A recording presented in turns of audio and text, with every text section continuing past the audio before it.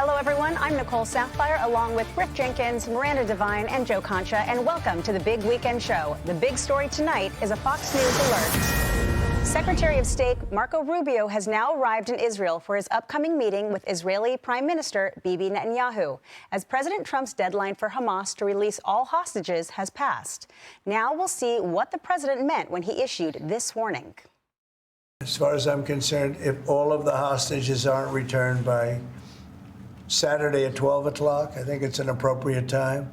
I would say cancel it and all bets are off, and let hell break out. And if they're not returned, all of them, not in drips and drabs, not 2 and 1 and 3 and 4 and 2.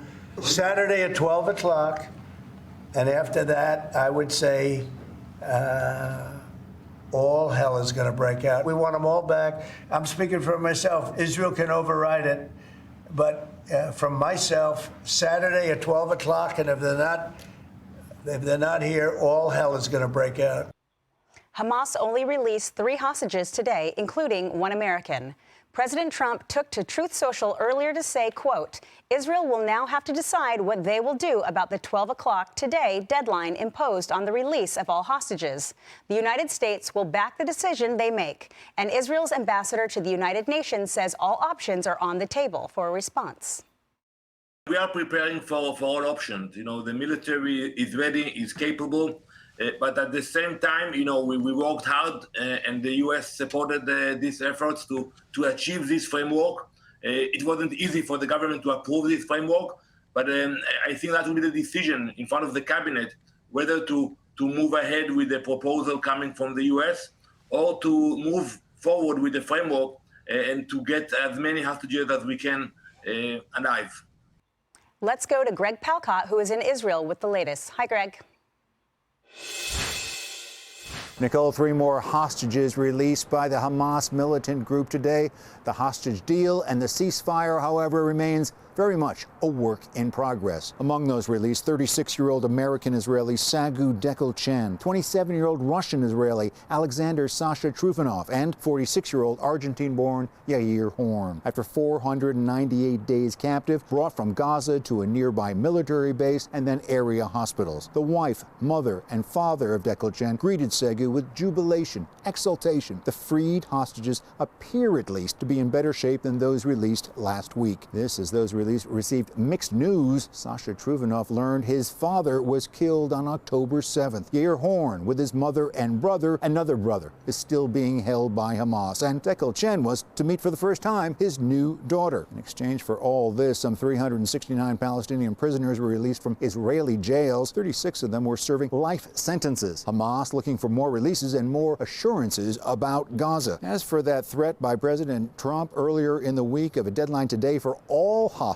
to be released or else, Trump noted in a post it didn't happen, but he also left any response to Israel. Prime Minister Benjamin Netanyahu appears to be settling on the 3 hostages released today, but he and U.S. officials are looking for more to be released faster. Tomorrow, Secretary of State Rubio meets with the Prime Minister. Nicole. Thanks so much, Greg. So, Griff, we're in the middle of a ceasefire that commenced less than 24 hours before President Trump took over the White House again. And in this first phase, it has essentially been release of hostages with the exchange for criminals, and also Israel has had to supply Gaza with tents and some other aid supplies. Before today, 21 hostages had been released. 3 more innocent hostages released today. In exchange, over 1,000 Palestinian criminals have been released from the jail. Of those just released today, 36 life sentences for deadly attacks against Israeli. What I can't understand is how can people still be telling Israel that they have to accept a 2-state solution with these clear anti-Semitic terrorists when clearly they're rebuilding their army?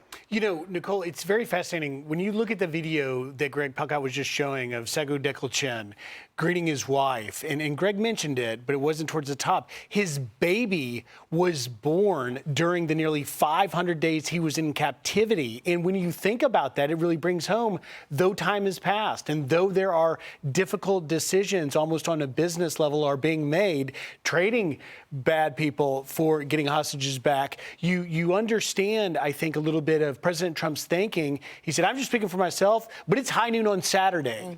And the fact that that gentleman's baby was born, he gets fortunately to see it for the first time, a daughter, but it brings home the atrocity that was committed. Yeah, the baby was born 2 months after October 7th.